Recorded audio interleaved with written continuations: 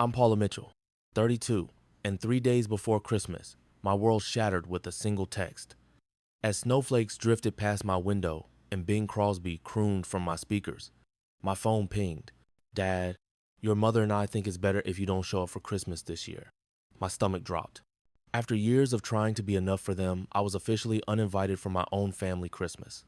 What they didn't expect was my response, one that would change everything, forever. Before I dive into this story, I'd love to know where you're watching from. Drop your location in the comments, hit that subscribe button, and stick around to see how I transformed the most painful rejection of my life into something beautiful that changed not just my holiday, but my entire future. To understand why a text message could cut so deeply, you need to know the Mitchell family dynamics. I grew up in a brick colonial in suburban Boston, the kind of neighborhood with manicured lawns and unspoken expectations. My father, Richard, built a successful law practice from nothing, and my mother, Karen, commanded respect as the local high school's administrator. My younger brother, Tyler, completed our family portrait athletic, charismatic, and the undisputed favorite. From my earliest memories, our family operated with an unspoken hierarchy. Tyler's baseball trophies earned prime real estate in the living room display cabinet. My academic certificates quietly disappeared into desk drawers. Not everyone needs to see those, Paula, Mom would say, adjusting Tyler's MVP plaque. When I brought home straight A's in 10th grade, Dad glanced at my report card and said, "That's what we expect." When Tyler managed a B- average that same year, they took him to Cherrywood Steakhouse to celebrate his improvement. The pattern was subtle but consistent. Small moments of dismissal that accumulated like snowdrifts against my self-worth. Dad ruled our home with the same precision he controlled his courtroom. Everything ran according to his standards: dinner at 6 sharp, no elbows on the table, and family achievements vetted through his approval process. That college isn't prestigious enough, Paula. That major won't lead to a stable career, Paula. His criticism always came wrapped in concern, making it impossible to challenge without seeming ungrateful. Mom perfected the art of peaceful compliance, smoothing over tensions with platitudes like, "Your father just wants what's best," or "Let's not make this into a big deal." She managed our family's emotional thermostat, turning it down whenever feelings threatened to heat up the room. College offered my first taste of freedom. I chose Northwestern University, 1,200 miles from Boston, and discovered a world where my thoughts weren't immediately corrected. My roommate, Megan, became the first person who seemed genuinely interested in my opinions. "Your parents did what?" became her common refrain as I shared stories I'd previously thought were normal family interactions. With distance came clarity. I recognized the subtle manipulation in Dad's disapproving silences and Mom's conflict avoidance. I started declining some weekend visits, building my own life. Each boundary I established was met with increasing pressure. "Family should be your priority," Dad would say. "We sacrificed everything for you kids," Mom would add. After graduation, I accepted a marketing position in New York instead of returning to Boston. "New York is so impersonal," Mom lamented. "The firm I recommended in Boston would have set you up for life," Dad reminded me repeatedly. But my small Manhattan apartment became my sanctuary, and my career flourished. By 30, I was leading marketing strategies for major clients, my salary exceeding what my parents thought possible in my impractical field. Holiday gatherings became emotional minefields. Each Christmas followed the same script. Mom praising Tyler's accomplishments while asking pointed questions about my personal life. Dad critiquing my career choices while presenting Tyler's as visionary. I'd leave these gatherings emotionally depleted, promising myself never again, only to return the following year hoping for different results. Last Christmas marked a turning point. I just secured a major promotion to executive director, the youngest in my company's history. I arrived at my parents' house buzzing with excitement, waiting for the right moment to share my news. The moment never came. Dinner centered around Tyler's engagement announcement, with my parents fawning over ring details and wedding venues. When I finally mentioned my promotion during dessert, Dad checked his watch and Mom said, "That's nice, dear. Did you hear Tyler and Amber are considering a June ceremony at the Harrington estate?" I left early the next morning, my promotion news hanging in the air like an unwelcome guest. For the first time, I didn't call when I got home safely. They didn't notice. 6 months before Christmas, my parents celebrated their 35th wedding anniversary. They rented the back room at Salvatore's, the Italian restaurant where Dad had proposed decades ago. The invitation felt more like a summons. "Your presence is expected." I decided this would be an opportunity to introduce James, my boyfriend of 8 months. An environmental lawyer with a quick smile and unwavering integrity, James represented everything I valued. I hoped foolishly. I now realized that my parents would see in him what I did. We arrived bearing an expensive bottle of champagne and a framed photo I'd had professionally taken of my parents' first home. Mom air-kissed my cheek and said, "Paula, you look tired. The city life must be wearing you down." She turned to James with a practiced smile that didn't reach her eyes. "And you must be Jacob." "James." "Mom, his name is James." "Of course. James, Tyler, and Amber are already here. They're showing everyone the wedding venue photos." Dad firmly shook James's hand, asking immediately about his law practice. When James explained his focus on environmental cases, Dad's interest visibly waned. "Pro bono work doesn't build a retirement fund," he commented before turning away to greet my uncle. During dinner, I watched my parents perform their usual routine. They introduced James as Paula's friend despite my clear explanation of our relationship. They directed conversation around us, rarely including us. When James mentioned our recent weekend in Vermont, Mom cut in with "Tyler and Amber are honeymooning in Bali." Amber's father arranged a private villa. The breaking point came when I excused myself to use the restroom. Taking a wrong turn in the unfamiliar restaurant, I passed a small alcove where my parents stood talking with my Aunt Linda. Mom's voice carried clearly. "Paula always chooses these intellectual types who don't understand the real world. And have you seen how she's let herself go? That dress does nothing for her figure." Dad nodded. "Her priorities are all wrong. 32 and still renting, no marriage prospects, and that marketing job is just glorified advertising." Tyler was already making partner at her age. I froze, my presence undetected in the dimly lit hallway. Aunt Linda shifted uncomfortably. "Karen, Richard, Paula seems happy. And her career sounds impressive to me." Mom sighed dramatically. "She's always been difficult, needs constant validation. We just worry she's setting herself up for disappointment with her unrealistic expectations." I retreated silently, my hands shaking. In the bathroom, I splashed cold water on my face, trying to process this raw confirmation of what I'd always suspected. When I returned to the table, James immediately sensed something was wrong. "Are you okay?" he whispered. I nodded mechanically, unable to speak the truth in that moment. Later that night, after most guests had left, I confronted my mother in the restaurant's kitchen area where she was supervising the packaging of leftover anniversary cake. "Mom, I overheard what you said about me earlier." Her expression flickered between surprise and defensiveness. "I don't know what you're talking about, Paula. You said I've let myself go, that I'm difficult, that my career is just glorified advertising." She placed the cake knife down carefully. "You're being overly sensitive. We were just expressing natural parental concerns. By insulting my appearance, my relationship, my entire life?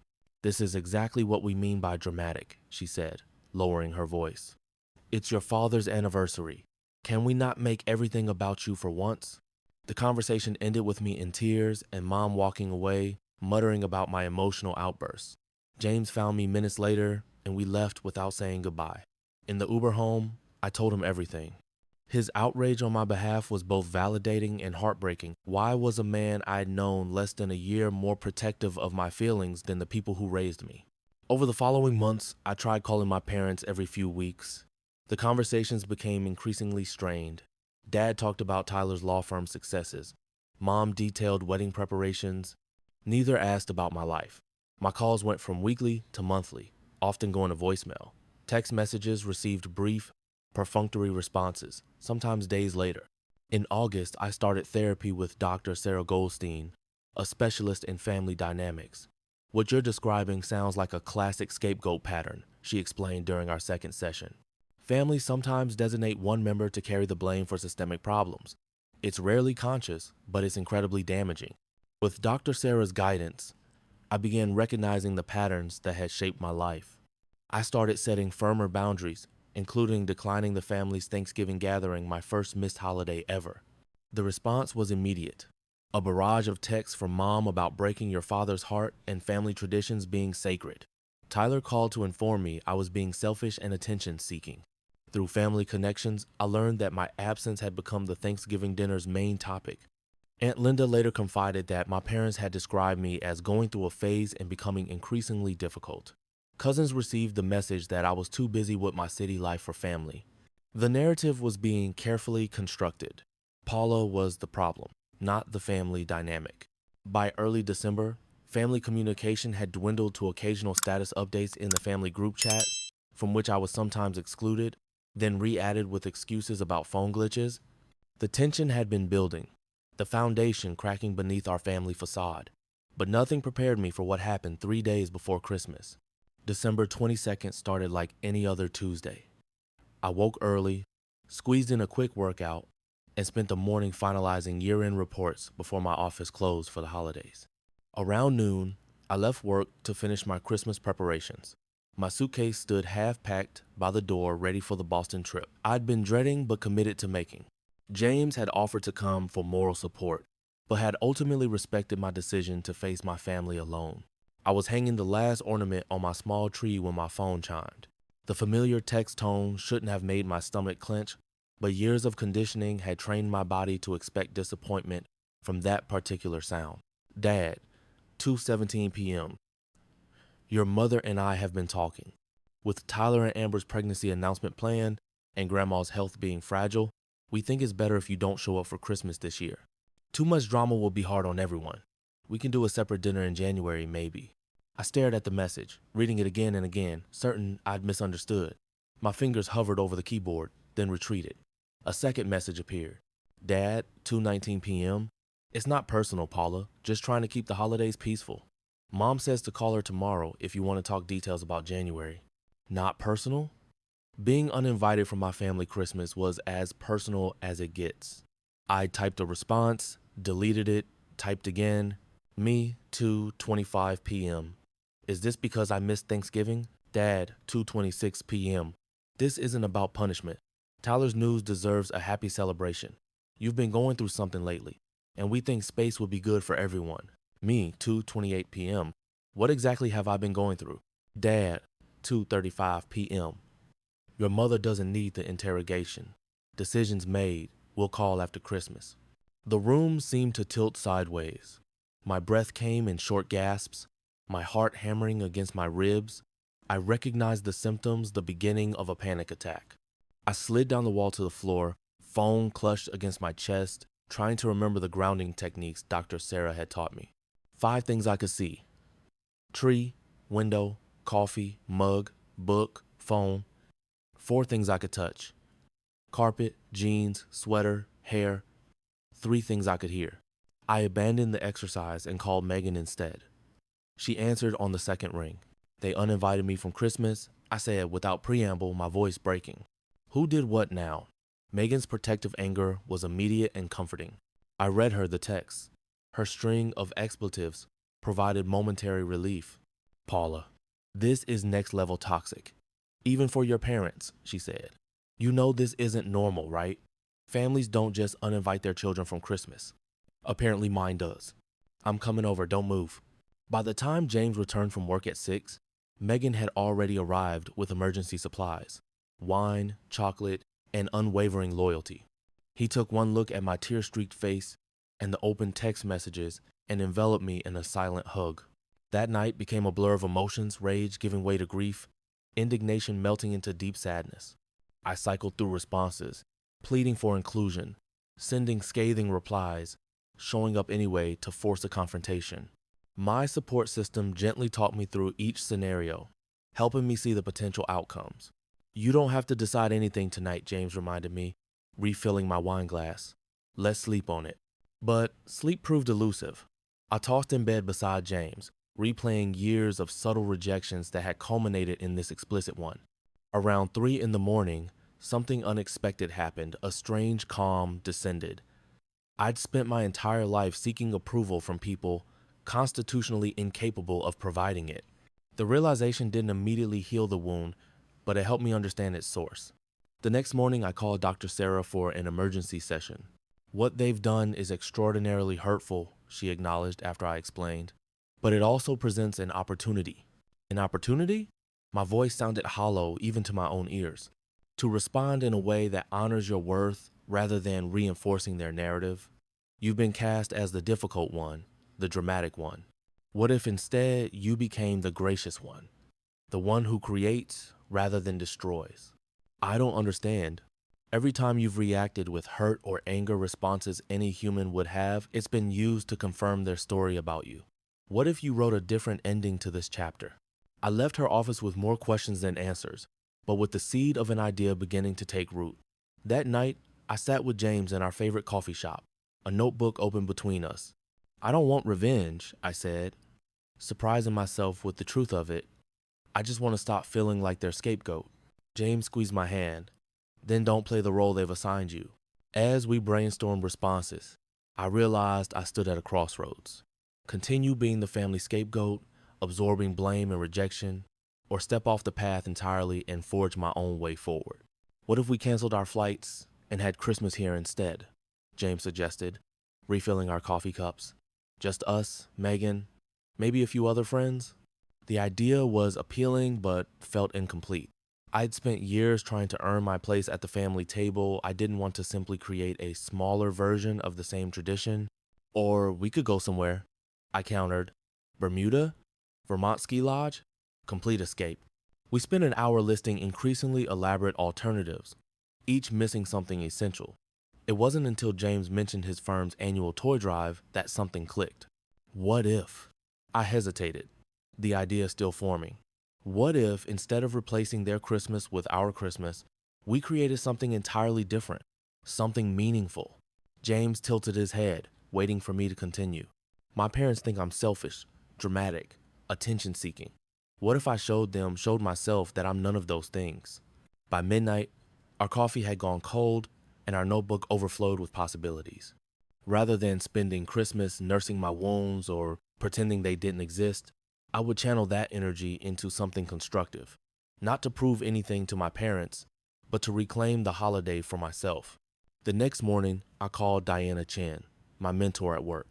5 years, my senior and unfailingly wise, Diana had guided me through professional challenges with calm pragmatism.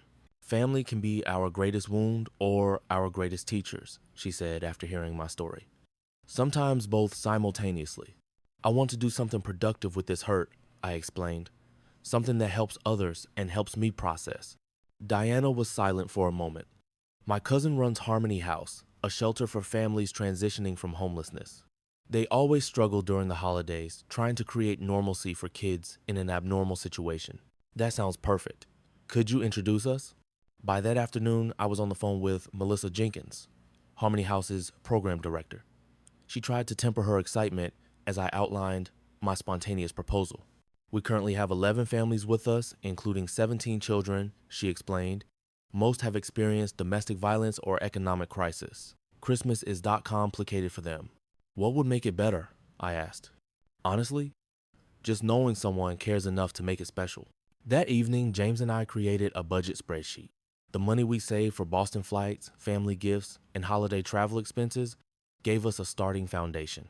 James contributed his Christmas bonus. We each established spending limits on our credit cards. We should name it, James suggested as we finalized details. Name what? This project. All good missions need names.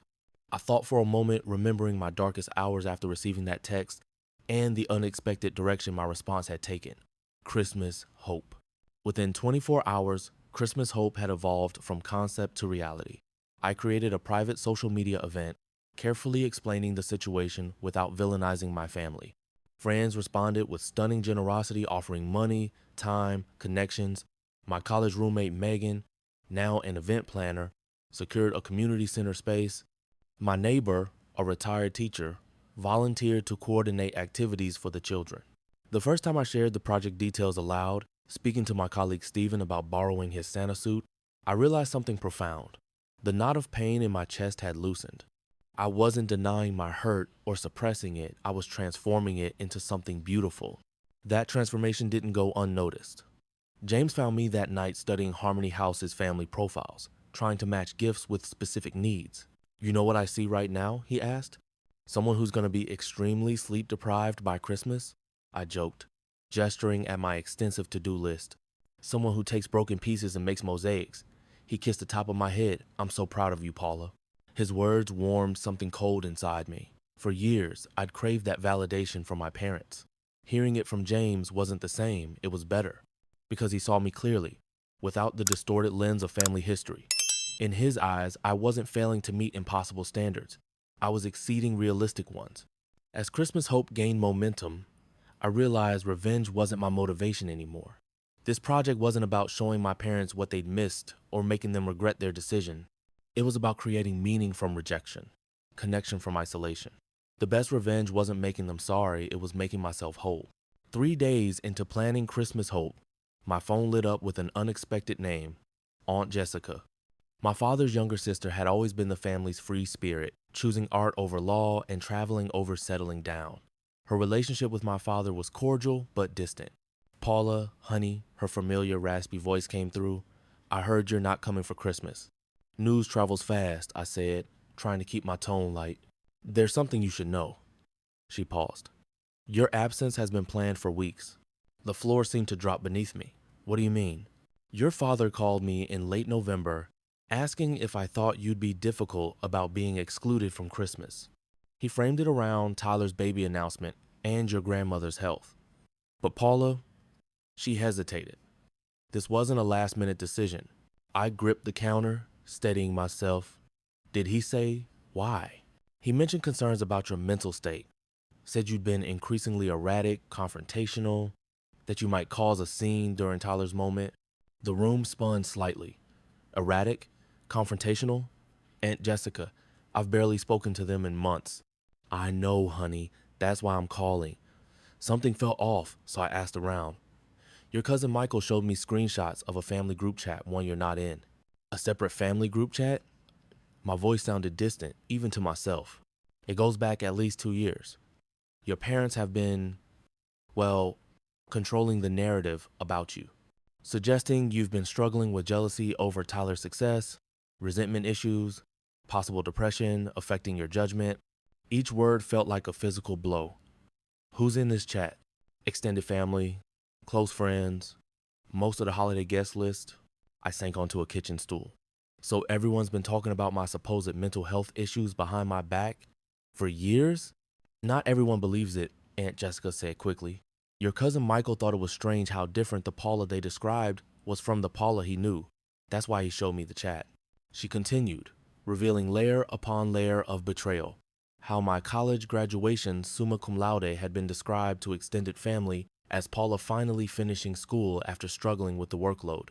How my promotion had been reframed as a participation trophy at that marketing company. They promote everyone eventually. How my relationship with James was portrayed as another of Paula's unstable attachments.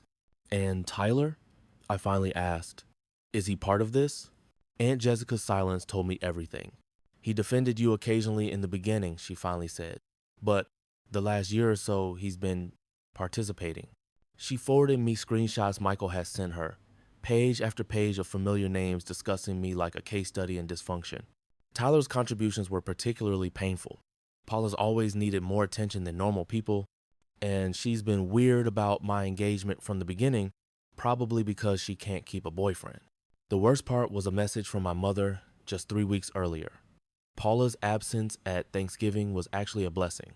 First drama-free holiday in years. Richard and I are considering making it permanent, at least until she gets professional help. My hands trembled as I read the replies, family members expressing sympathy for my parents' difficult situation, offering suggestions for how to manage me, some even recommending therapists specializing in personality disorders. They've been planning to cut me out for months, I whispered. I'm so sorry, honey.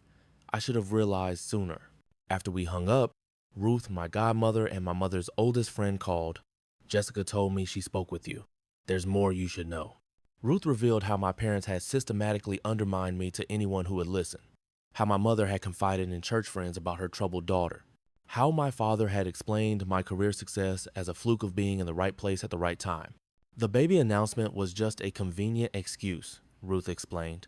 They've been building toward this exclusion for a long time, establishing you as unstable so no one would question your absence. But why? Ruth, what did I do to deserve this?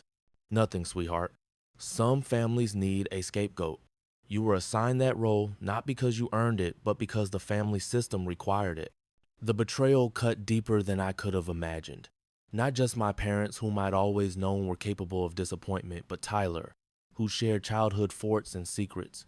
Extended family who'd hug me at gatherings while apparently discussing my issues later. Family friends who'd watch me grow up. I called Dr. Sarah, unable to process the scope of the deception alone. This is gaslighting on a grand scale, she said after I explained. They've created an alternate reality where you're the problem, then invited others to live in it with them. How do I even respond to this? I asked, my voice breaking. By refusing to accept their reality as yours. By building your own, more truthful one. That night, I couldn't sleep. I reread the screenshots until James gently took my phone away. This isn't helping, he said, replacing it with a cup of tea. I keep looking for clues, I admitted. Signs I missed that they hated me this much. They don't hate you, he said thoughtfully. That would be simpler. They need you to play a role that keeps their narrative intact. Your independence threatens that. As painful as these revelations were, they provided unexpected clarity. I wasn't fighting for a place at the table anymore. I was building my own table. And for the first time, I didn't want them sitting at it. I texted Aunt Jessica, "Thank you for telling me the truth. It hurts, but I needed to know." Her reply came quickly. "Truth is always better than comfortable lies. I'm here if you need me." Ruth messaged next. "I've known your mother for 40 years. This isn't about you. It's about her inability to see you as separate from her expectations. I love her, but she's wrong about you. Always has been. These small acts of solidarity, family members choosing truth over comfort, strengthened my resolve. Christmas Hope wasn't just about helping families at Harmony House anymore. It was about creating my own definition of family, based on honesty and acceptance rather than performance and conditions. The next morning, I woke with purpose. The family's betrayal still stung, but beneath the pain lay something unexpected: freedom. For years, I tried to earn approval from people who had already decided I didn't deserve it. Now that I knew the game was rigged, I could finally stop playing. Christmas Hope took on a life of its own, expanding far beyond my initial vision. What began as a personal response to rejection transformed into a community movement. My modest social media announcement generated waves of support friends, sharing with friends, colleagues, rallying coworkers, James's law firm matching our donation dollar for dollar. By December 23rd, 2 days after launching, and just 2 days before Christmas, we had raised over $15,000. Melissa from Harmony House called, her voice trembling with emotion. "Paula, I don't know how to thank you. This will transform Christmas for our families." Our volunteer list grew to 37 people, most I knew, some I didn't. A local bakery donated desserts. A toy store offered a 40% discount on all purchases. 3 restaurants committed to providing full Christmas dinners. My office contributed company-branded backpacks filled with school supplies for the new year. With Melissa's guidance, we identified 15 families to support the 11 currently at Harmony House, plus 4 recently transitioned to independent housing, but still struggling financially. Each family provided wish lists, needs, and children's interests, allowing us to personalize our giving. The shopping expedition became a group event. 20 of us met at Target, armed with lists and budgets. We divided into teams, each responsible for specific families. I partnered with James to shop for the Rodriguez family, Maria, and her 3 children, ages 4 to 10, who had fled domestic violence 6 months earlier. Standing in the toy aisle, I held a science kit 10-year-old Miguel had requested. His teacher says he has potential in STEM fields Melissa had noted on his profile. I imagined Miguel opening this gift, perhaps sparking a passion that might shape his future. For the first time since receiving my father's text, I felt genuinely hopeful. "You okay?" James asked, noticing my stillness. "Better than okay," I replied, placing the science kit in our overflowing cart. "I'm exactly where I need to be." Our apartment transformed into project headquarters. The living room disappeared under piles of gifts, wrapping paper, ribbons, and tags. James rearranged furniture to create assembly line efficiency. Wrapping station by the window, gift tag area near the kitchen, quality control, making sure each family's gifts stayed together by the door. Friends cycled through in shifts, contributing time, skills, and holiday spirit. Megan orchestrated the wrapping party with her characteristic efficiency. My colleague Diana brought her teenage daughters to help, My neighbor Eduardo, a graphic designer, created beautiful personalized cards for each family. What struck me most was the joy permeating my home, genuine laughter, spontaneous hugs, the collective satisfaction of purpose. This was what family should feel like. Acceptance without conditions, support without scorekeeping, love without manipulation. As midnight approached and the last volunteers departed, James and I surveyed our transformed living room. Neatly wrapped packages, labeled for each family, lined the walls. Stockings filled with small treasures hung from improvised hooks. Gift cards for parents were tucked into handwritten cards. "I think we did it," I said, leaning against him. "You did it," he corrected gently. "This was your vision." "Born of rejection," I noted with irony. "Transformed by grace," he countered. "This is who you've always been, Paula. Your parents just couldn't see it." Later that night, as I checked final details, my phone chimed with notifications. Volunteers had been posting photos from our wrapping party, tagging Christmas hope. Comments poured in, friends expressing admiration, strangers asking how to contribute, people sharing their own stories of difficult holidays transformed through giving. One comment from my college friend Zoe particularly resonated. "When life hands you darkness, some people curse it. Others, like Paula, use it to show where light is most needed." I realized Christmas hope had become something more profound than a distraction from family pain. It had become a demonstration of who I actually was, not the unstable, attention-seeking person my family had constructed, but someone capable of channeling hurt into healing, rejection into connection. My phone lit up with a text from Melissa. "Just previewed the community center setup. It's magical. These families have never experienced anything like what you've created." Attached was a photo of the space we decorated earlier. Twinkling lights transforming the institutional room, a donated tree sparkling with ornaments, tables set for a proper Christmas dinner, a special area prepared for Santa's visit. In the center hung a simple banner, "Christmas Hope." I showed James the photo. "It's really happening," I said, still somewhat amazed that an idea born in pain had materialized into something so beautiful. "Just like you planned," he replied. "No," I corrected, studying the image. "Better than I could have planned." This became something bigger than my hurt feelings or family drama. As we finally prepared for bed, exhausted but fulfilled, I realized I hadn't checked my phone for messages from my family all day. For the first time in my adult life, their approval or lack thereof wasn't dictating my emotional state. I was creating my own measure of worth, and by that standard, I was more than enough. December 23rd dawned crisp and clear, 2 days after I'd received my father's invitation and 2 days before Christmas. After nearly 48 hours of intense preparation for Christmas hope, I finally felt ready to respond to my parents. I sat at my kitchen table, coffee cooling beside me, staring at the blank message field on my phone. James had left for a quick grocery run, giving me the space I needed for this moment. How do you respond to a lifetime of subtle rejection, culminating in explicit exclusion? My first draft was angry, listing years of slights and comparing their treatment of Tyler to their treatment of me. I deleted it. My second attempt veered toward people-pleasing, almost apologizing for being difficult and promising to do better. I deleted that too. Neither felt authentic to who I'd become.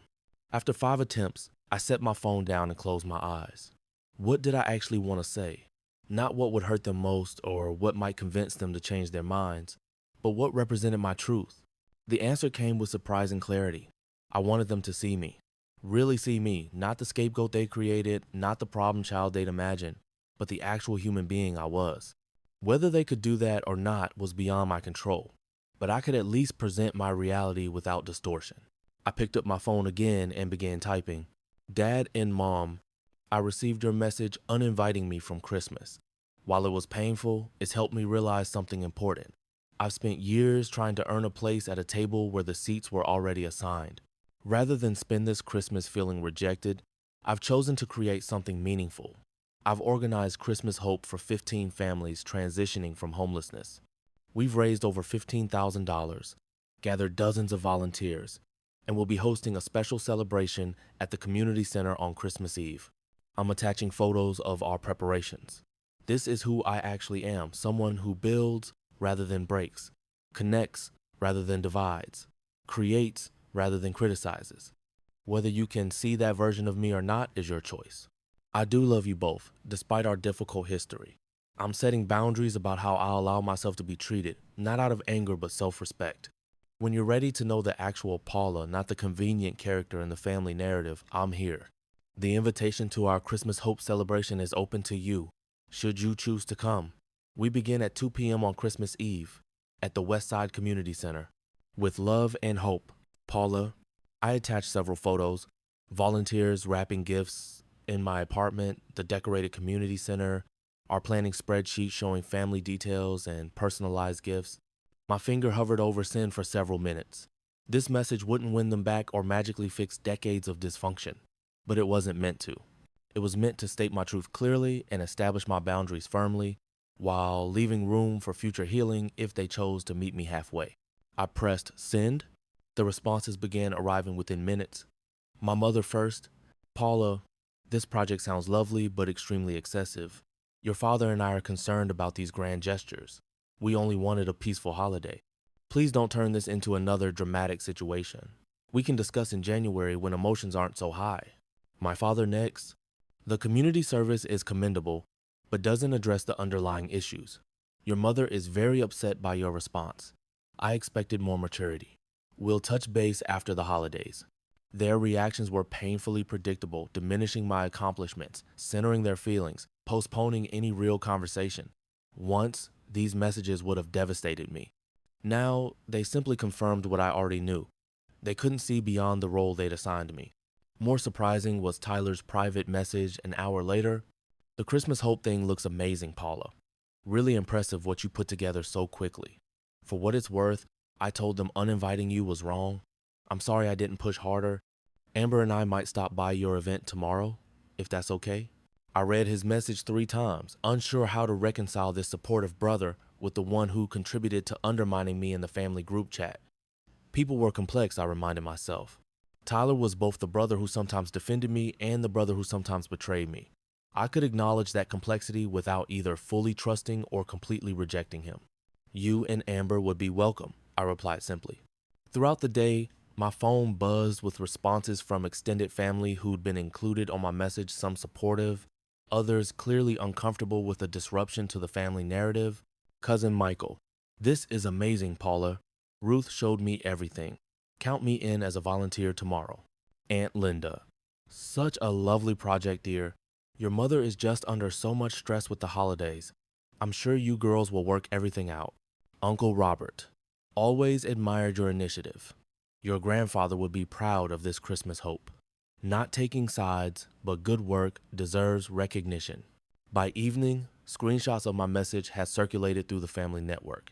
Ruth called to report that it had become the main topic in family circles, creating 2 distinct camps. Those who saw it as further evidence of my attention, seeking behavior, and those who recognized it as a mature, constructive response to a hurtful situation. You've shifted the narrative, Ruth said.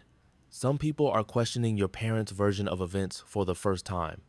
That's no small thing in a family system as entrenched as yours. As James and I finalized last-minute details for Christmas Eve, I realized I felt lighter than I had in years. I'd spent so long trying to prove my worth to people committed to misunderstanding me. Speaking my truth regardless of how they received it was surprisingly liberating. How do you feel? James asked as we prepared for bed, the apartment finally quiet after a day of volunteer activity. Free, I replied, surprising myself with the truth of it. Like I've been carrying this boulder of their expectations and disappointments for so long that I stopped noticing its weight. And suddenly, it's gone. Because you set it down, he noted. Because I set it down, I agreed, resting my head on his shoulder. Their response doesn't define me anymore. For the first time, I actually believe that. Christmas Eve morning arrived with gentle snowfall perfect, fat flakes drifting past my window, adding cinematic magic to an already emotional day. James and I woke early, the weight of final preparations both exhausting and exhilarating. Overnight, our coffee table had become command central. Volunteer schedules, family information sheets, event timelines, and last-minute shopping lists organized with military precision. I was reviewing transportation logistics when my phone rang. Mom. My stomach tightened as I answered. Paula? Her voice sounded smaller than usual. Do you have a minute to talk? I'm heading out soon for Christmas Hope setup, but yes. I can talk now. This project of yours, it's very impressive. She paused, seeming to struggle with her words. I showed Grandma Elise the photos you sent. She said it reminded her of when I used to volunteer at the women's shelter before you were born. This unexpected connection to my mother's past caught me off guard. I didn't know you did that. There's probably a lot we don't know about each other anymore. Another pause. Paula, I've been thinking about what you wrote, about seeing the real you. Hope fluttered dangerously in my chest. And I'm not sure I know how to do that. I've had this picture of who you are for so long, her voice cracked slightly. The things you wrote about building and connecting, that's not how I've seen you. But these photos, this project, it doesn't fit with what I thought I knew. That's because what you thought you knew wasn't accurate, Mom. Maybe. She sighed. Your father and I, we've always wanted what's best for you and Tyler. But you decided what best meant without ever asking me. And when I chose differently, you saw it as rejection rather than independence. Silence stretched between us. Finally, she spoke again. I don't know how to fix this, Paula. I don't either, I admitted. But recognizing there's something to fix is a start. We talked for 20 more minutes, not resolving decades of misunderstanding, but perhaps creating tiny fissures in the walls between us. She admitted feeling threatened by my independent choices, seeing them as indictments of her own more traditional life. I acknowledged my part in our communication breakdowns, sometimes anticipating rejection before it came. As we prepared to end the call, she surprised me. Would it be all right if I came to your event today? Just me, not your father. He's not ready. I hesitated, weighing potential complications against potential healing. Yes, I finally said. You're welcome to come. But Mom, this day is about these families, not our family issues. I understand. I just want to see what you've created. After we hung up, I sat motionless, processing this unexpected development. James found me still sitting there minutes later. Everything okay? He asked, concern evident. My mother called. She's coming today. His eyebrows shot up. Wow. How do you feel about that? Cautiously optimistic? Terrified? Both? I shook my head. It doesn't matter. We had 15 families counting on us. Personal drama takes a backseat today. He kissed my forehead. That's my girl. Just as we were loading the car, my phone rang again. Dad. Stilling myself, I answered. Paula, your mother tells me she's attending your event. His voice carried its familiar, dismissive tone. I want to be clear that this doesn't change our position on family Christmas. This emotional manipulation? Stop right there, I interrupted, surprising both of us. This isn't manipulation, Dad, it's creation. I'm not trying to change your mind about family Christmas. I'm building something meaningful from the rejection you handed me. That's an extremely distorted view. It's my view. You don't have to agree with it, but I won't let you rewrite this narrative too. My voice remained steady. Mom is welcome today.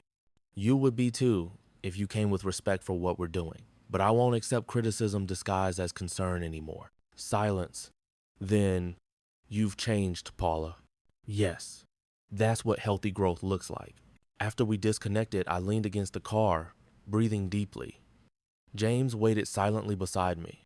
That was either the most mature conversation I've ever had with my father or the final nail in our relationship coffin. I said finally. I'm not sure which. Maybe both, James replied. Maybe that's okay. The community center hummed with activity when we arrived. Volunteers moved purposefully between stations, hanging final decorations, arranging gift displays, setting dining tables. Megan had transformed the institutional space with strategic lighting, fabric draping, and thoughtful touches that created distinct areas for different activities. The families arrive at 2, Melissa reminded me, clipboard in hand, Santa at 3, dinner at 5, gift opening after. We've added 2 families since yesterday recently arrived at the shelter. I hope that's okay? Absolutely, I assured her. We have plenty of extra gifts. As final preparations continued, I watched this impromptu community in action. My colleague Stephen rehearsing his Santa role with genuine commitment. Diana's teenage daughters arranging personalized stockings with artistic care. James coordinating with the restaurant delivery teams, ensuring each dietary restriction was accommodated. At 1:30, Aunt Ruth arrived with my cousin Michael and his wife. We're reporting for duty, she announced, hugging me tightly. Put us to work. By 1:45, Everything was ready. Volunteers gathered for a final briefing. These families have experienced significant trauma, Melissa explained. Many of the children have never had a stable Christmas. Some parents feel shame about needing help. Our job is to create safety, dignity, and joy, no pity, just genuine connection. As she finished speaking, the door opened. My mother stood uncertainly in the entrance, looking smaller and older than I remembered. Beside her stood Tyler and Amber, his arm protectively around her slightly swollen midsection. I hope it's okay, Mom said, approaching hesitantly. Tyler and Amber wanted to come too. Before I could respond, Melissa called out, "First family arriving." And suddenly, Christmas hope was happening. Maria Rodriguez and her 3 children entered cautiously, eyes widening at the transformed space. 4-year-old Lucia spotted the Christmas tree and tugged her mother's hand, whispering excited questions in Spanish. 7-year-old Tomas remained close to Maria, watchful and protective. Miguel, the 10-year-old, maintained careful neutrality, clearly determined to appear unimpressed despite the wonder in his eyes. "Welcome to Christmas Hope," I greeted them, kneeling to Lucia's level. "We're so glad you're here." More families arrived, different configurations, different backgrounds, united by recent hardship and current resilience. A single father with twin girls. A grandmother raising 3 grandchildren after their mother's incarceration. A young couple who lost everything in a house fire, their infant daughter too young to understand their circumstances. I introduced each family to volunteers who would be their personal hosts, ensuring everyone had companionship and guidance throughout the event. In the beautiful chaos of arrival, I momentarily lost track of my mother and Tyler. I found them in the dining area, Mom arranging napkins into perfect triangles, Tyler helping a volunteer hang last-minute decorations. Amber sat chatting with a pregnant shelter resident, their hands occasionally touching their bellies in that universal gesture of expectant mothers. "You did all this in 2 days?" Mom asked when she saw me, genuine amazement in her voice. "We did," I confirmed, including everyone in the gesture. "Once we started, people just kept showing up to help. It's remarkable," she said softly. "These families, their situations are difficult," I finished. "But they're more than their difficulties. Just like I'm more than the difficult daughter you've imagined me to be." She flinched slightly, then nodded. "I'm beginning to see that." Stephen's booming "ho ho ho" announced Santa's arrival, drawing children from every corner of the room. I stepped back, watching the scene unfold, little faces transformed by delight, parents allowing themselves moments of uncomplicated joy, volunteers witnessing the impact of their efforts. My mother stood beside me, uncharacteristically silent. Finally, she spoke. "I've been unfair to you, Paula. This project, seeing how people respond to you, how you've organized all this, has made me realize how much I've missed by holding on to my version of who you are." "Thank you for saying that," I replied, emotion tightening my throat. "Your father and I, we thought we knew what success looked like. Tyler followed that path exactly. You created your own.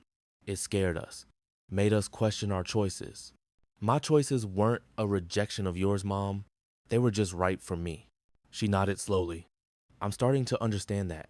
Our conversation was interrupted by Aunt Ruth's arrival with unexpected news. Channel 7 is outside. Someone tipped them about Christmas Hope. They want to do a feature for the evening news. The local news team captured the essence of the event with remarkable sensitivity. They interviewed Melissa about Harmony House, filmed children's delighted interactions with Santa, and documented the community that had formed around these families in need. When they asked to interview me as an organizer, I hesitated, conscious of appearing self-promoting. "These families deserve the spotlight, not me," I explained. "Actually," Melissa interjected, "your story might inspire others. How you transform personal disappointment into community action. That's powerful." So I spoke briefly about Christmas Hope's origin, carefully avoiding family specifics and its rapid evolution from personal project to community effort. "Sometimes rejection creates space for unexpected connection," I concluded. "These families have given me far more than I've given them." As the news crew departed, James appeared at my side. "You're trending locally on social media," he reported, showing me his phone. "Someone shared the news segment online. People are asking how to donate." Dinner service began at 5, transforming the atmosphere again. Families who had arrived separately now sat together at beautifully set tables, sharing stories and passing dishes. Staff from 3 restaurants served with professional courtesy, treating each person with dignity regardless of circumstance. I found myself seated between Maria Rodriguez and an elderly woman named Virginia who'd recently become her grandchildren's guardian after their parents' accident. Despite language differences, they communicated through smiles, gestures, and the universal language of food appreciation. Across the room, I spotted my mother deep in conversation with a shelter resident near her own age. Tyler and Amber had joined the table with several children, helping cut food and open straws. They had integrated themselves into Christmas hope with unexpected naturalness. After dinner came the moment everyone had been anticipating: gift distribution. Each family was escorted to a private area where their personalized gifts waited. Volunteers stood by with cameras, capturing reactions for parents who wanted memories preserved. I accompanied the Rodriguez family, watching as Lucia squealed over her princess dress-up kit, Tomas carefully examined his new soccer equipment, and Miguel opened the science kit I'd selected days earlier. "This is too much," Maria whispered in accented English, tears gathering as she unwrapped the professional clothes we'd included for her upcoming job interviews. "This is exactly enough," I assured her, squeezing her hand. "You deserve good things." As evening progressed and families began departing laden with gifts, leftovers, and new connections, my mother approached with Tyler and Amber. "We should go," she said. "But Paula, thank you for letting us be part of this. It's helped me really see you maybe for the first time." "That means a lot, Mom." "About tomorrow," she hesitated. "Don't worry about tomorrow," I interrupted gently. Today was enough. After they left, James found me sitting quietly in a corner, watching the last families gather their belongings. "How are you feeling?" he asked. "Full," I replied. "Not just because of dinner. Full of something I can't quite name. Not happiness exactly. Something deeper. Purpose," he suggested. "Alignment between who you are and what you do." "Maybe," I nodded. "Whatever it is, I want more of it." As we began cleanup with the remaining volunteers, my phone buzzed with texts from family members who'd seen the news segment. Some apologetic, some defensive, some supportive. I put the phone away without responding. Tomorrow would be soon enough for those conversations. For tonight, I wanted to remain fully present in this moment, this unexpected Christmas Eve that had transformed rejection into connection, hurt into healing, and exclusion into something far more meaningful. The discovery that family could be chosen, created, and expanded beyond blood ties and obligation. By the time we locked the community center doors at 9:30, exhaustion had settled into my bones. But beneath the physical fatigue lay a profound sense of peace I hadn't experienced in years, maybe ever. For the first time in my adult life, I'd spent Christmas Eve being fully myself, not contorting to meet impossible expectations or bracing for inevitable criticism. "Ready to go home?" James asked, arm around my shoulders. "Yes," I smiled, leaning into him. "I'm finally ready." Christmas morning dawned peacefully in our apartment. No alarm, no rush to airport shuttles, no anxiety about family gatherings. James and I lingered over coffee and cinnamon rolls, watching snow continue its gentle descent outside our window. The living room floor remained scattered with wrapping paper scraps and ribbon evidence of yesterday's beautiful chaos. "Merry Christmas," James said, handing me a small, perfectly wrapped package. Inside was a delicate silver bracelet, a single charm hanging from its links, a small house with an open door. "It's beautiful," I said, running my finger over the charm. "It reminded me of what you created with Christmas Hope, a place where people feel welcome, exactly as they are." I leaned against him, overcome with gratitude for this man who saw me so clearly. "This is the first Christmas morning I can remember without dread," I admitted. No rehearsing conversations in my head, no bracing for subtle criticism, no performing the role of grateful daughter while swallowing disappointment. "How does it feel?" he asked. "Peaceful. Strange but peaceful." My phone rang around 10 Tyler's name lighting up the screen. "Merry Christmas," he greeted, his voice hesitant. "Is this an okay time to talk?" "Sure," I replied, moving to the window seat for some privacy. "First, yesterday was amazing. What you created for those families. I've never seen anything like it. Thank you for coming. It meant a lot. I'm calling because I need to say something important." He took an audible breath. "I'm sorry, Paula. For years of allowing Mom and Dad's narrative about you, for sometimes contributing to it, for not standing up more firmly when they decided to exclude you from Christmas. His words hung between us genuine, but arriving after significant damage. I appreciate that, Tyler. It matters that you recognize what happened. Being there yesterday, seeing how people respond to you, how you've built this whole life I barely know about, it made me realize how much I've missed by accepting mom and dad's version of you. They made it easy to accept that version, I acknowledged. Rewarded you for it, in fact. Yeah. His voice carried new understanding. The golden child role has its own prison bars. Different from yours, but still confining. We talked for nearly an hour more honestly than we had since childhood. About the family system that had assigned us opposing roles, the competition manufactured between us, the cost to our sibling relationship. He shared his growing discomfort with our parents' manipulations, especially since Amber's pregnancy had made him contemplate what kind of parent he wanted to be. Dad called last night after seeing the news segment he revealed. He was confused, I guess, angry, but also impressed. Said it was typical Paula dramatics, but then kept talking about how many families you helped. That sounds like Dad, I said, smiling despite myself, unable to reconcile his narrative about me with evidence that contradicts it. He wants to talk to you, not today, but soon. I'm open to that, I replied, surprising myself with the truth of it, not to resume old patterns, but to see if new ones are possible. After we hung up, I returned to the couch, processing this unexpected development. Good talk? James inquired. Actually, yes. Probably the most honest conversation Tyler and I have ever had. My phone buzzed with a text from my mother. Thinking of you today. Christmas hope was beautiful. I'm sorry for my part in hurting you. When you're ready, I'd like to talk more. I showed James the message. That's the first genuine apology she's ever offered, I noted. Are you going to respond? Yes, I decided. Not with instant forgiveness, but with openness to the conversation. Before I could compose a reply, another text arrived, this one from my father. Your mother is upset. Christmas was difficult without you. I saw the news piece. The charity work is commendable, but the timing was clearly meant to make a statement. We should discuss after the holidays. James read it over my shoulder and winced. 2 steps forward, 1 step back. Classic Dad, I sighed. Acknowledging the positive while still making it about their feelings and maintaining control of the narrative. Once, this would have sent me spiraling into self-doubt and defensiveness. And now? Now I see it for what it is, his limitation, not mine. I can have compassion for that without accepting the premise. I set the phone aside, deciding to respond later when I could find the right balance of boundary setting and openness. Throughout the day, messages poured in from Christmas, Hope participants, photos of children playing with new toys, thank you notes from parents. Melissa sent a compilation of quotes from shelter residents. First Christmas, my kids didn't feel different from everyone else. I didn't have to choose between presents and rent this year. Someone seeing us as worthy of celebration was the real gift. James and I spent the afternoon reviewing these messages, planning how to make Christmas Hope sustainable beyond this year's spontaneous creation.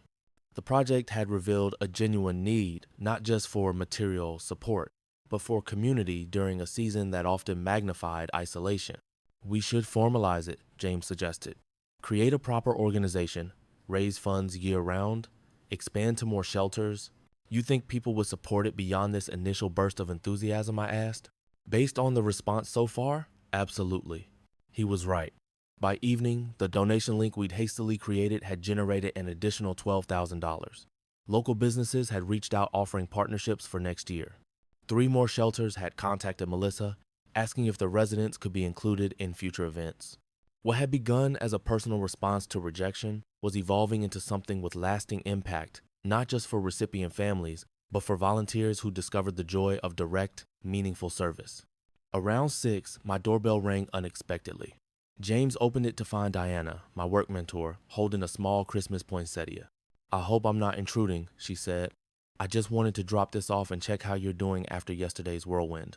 Over tea in our still disheveled living room, I shared the day's developments with her Tyler's apology, my mother's text, my father's more complex response. Family systems resist change, Diana observed, drawing on her own experience with difficult relatives. You've disrupted the established pattern, which is uncomfortable for everyone, including you. Including me, I agreed. Part of me still wants their approval, still hopes for the kind of family relationship I've always craved. That's natural, she assured me. The important difference is that now you're engaging from strength, not desperation. You're inviting relationship on healthier terms, not accepting it at any cost. After Diana left, James and I prepared a simple Christmas dinner, nothing like the elaborate spread at my parents' home, but somehow more satisfying. As we ate by candlelight, I reflected on the extraordinary journey of the past 3 days. I keep thinking about that text message I said, how devastating it felt in the moment, and how grateful I am for it now. Grateful, James questioned. It forced everything into the open. All the subtle rejection became explicit, which made it impossible to keep denying. Without that text, I might have spent years more trying to earn approval that was never coming. From painful clarity to purposeful action, he nodded. Exactly. And discovering something I never expected, that I'm actually happier creating my own definition of family than trying to fit into theirs. After dinner, James surprised me by kneeling beside our small Christmas tree, producing a ring box I hadn't noticed among the packages. I've been carrying this for weeks, waiting for the right moment, he began. After watching you these past days, your strength, your compassion, your ability to transform pain into purpose, I'm more certain than ever. He opened the box, revealing a simple, elegant diamond. Paula Mitchell, will you marry me? Will you build a family with me, one based on acceptance, not performance? Support, not competition? Love without conditions? Tears filled my eyes as I nodded, words temporarily beyond reach. As he slipped the ring onto my finger, I found my voice again. Yes. To all of it, yes. Later, curled together on the couch watching Christmas movies, I reflected on the profound lessons of this unexpected holiday. That rejection sometimes creates space for more authentic connection. That family can be chosen, created, and defined by love rather than obligation. That speaking truth, even when painful, creates possibility for genuine relationship. That boundaries aren't punishments, but acts of self-care. That transforming hurt into service heals not just others but ourselves. Most importantly, that being shut out from where you thought you belonged can sometimes be the doorway to discovering where you truly fit. 3 days earlier, a text message had shattered my world. Better if Paula doesn't show up, they had decided. In responding by creating rather than destroying, by including rather than excluding, I had discovered a power I never knew. I possessed the power to define my own worth, independent of others' ability to recognize it. As Christmas Day drew to a close, I sent one final message to my parents' group text. Merry Christmas. When you're ready for a genuine conversation, one that acknowledges the past while creating possibility for a different future, I'm here. With boundaries, with hope, and with love that doesn't depend on performance. The door is open when you're ready to walk through it differently than before. Then I put my phone away and returned to the present moment, to James, to the life we will build together. Whatever tomorrow brought with my family of origin healing, continued struggle, or some complex combination, I knew I would face it from a position of wholeness rather than lack. The greatest Christmas gift, it turned out, had been the uninvitation that forced me to create my own belonging, and in doing so, to create space for others to belong as well. Would you share in the comments about a time when rejection led you to something unexpectedly beautiful in your own life? I'd love to hear your stories of transformation. And if this journey resonated with you, please like, subscribe, and share with anyone who might need to hear that sometimes being excluded is the beginning of finding where you truly belong. Thank you for being part of this Christmas Hope story, and may your holidays be filled with authentic connection and genuine peace.